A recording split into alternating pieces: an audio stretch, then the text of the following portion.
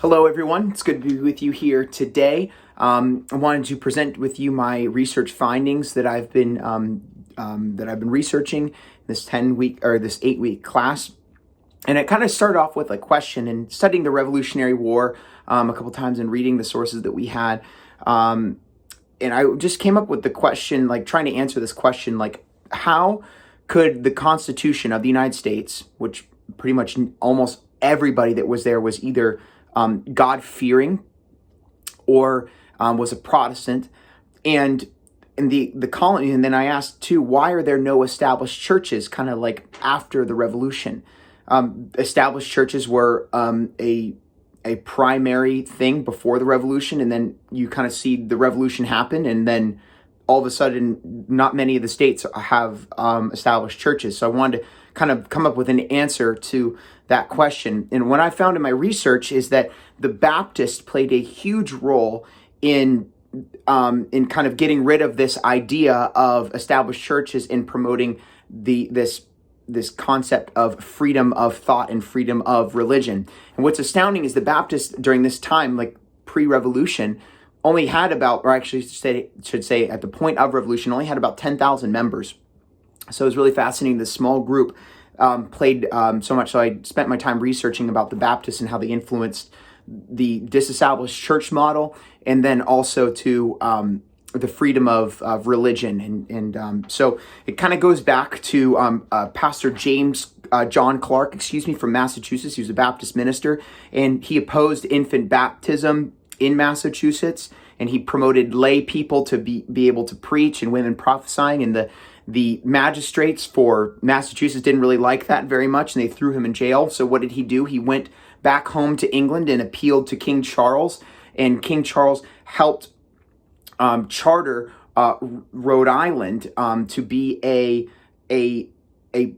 an experiment of religious liberty, and then also have a plethora of civil liberties. But it was primarily done on request of the Baptists to be able to have that colony, and it became the most free colony in the English colonies up until that time. I also looked at the Baptist minister, Isaac Backus, who had looked at the ideas of John Clark. He was also from the New England area, and he wrote a very prominent pamphlet called An Appeal to the Public for Religious Liberty. And it was really effective in speaking, because he was really effective in promoting this idea of religious equality among all people, as long as you were Protestant.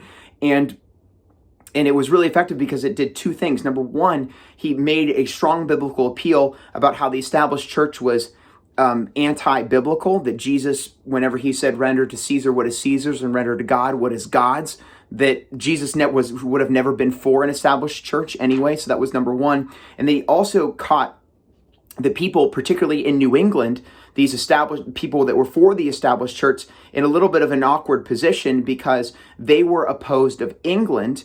And they were opposed to England ruling over them because of no taxation without representation. And yet he made the argument, and it hurt a lot of people's kind of pride, because he said, here we are as the Baptist, we are paying mandatory tithe to the established church of Massachusetts, yet we don't have any representation in the actual government. So Isaac Backus really made an impression on someone, including a lot of people, including a lot of Virginians, including one person by the name of James Madison. And James Madison was outraged about this whole thing, and he was a liberal Episcopalian, and there's not a lot of evidence to show that he really cared about the disestablishment of religion until he heard Backus.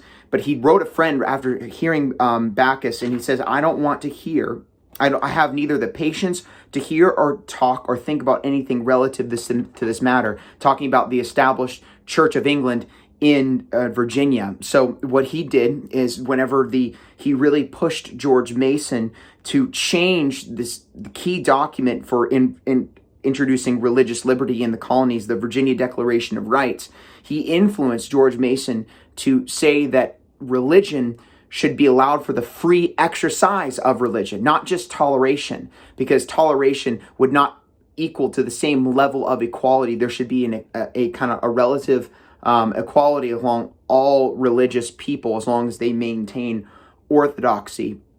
And so the Baptists, even though they were a small minority population, really had a profound impact on this idea of freedom of conscience. It was the Baptists, Baptists that were one of the first people that would say that a man's religious persuasion is their own choice, because God controls. God is just in between man and God with the mind, and if God kind of controls the mind, then the state should not get involved with that. And so this small population, this minority population of the Baptists, had a profound impact on the establishment of religious liberty in the colonies, but then also of the breaking free from the established church model. Thank you very much.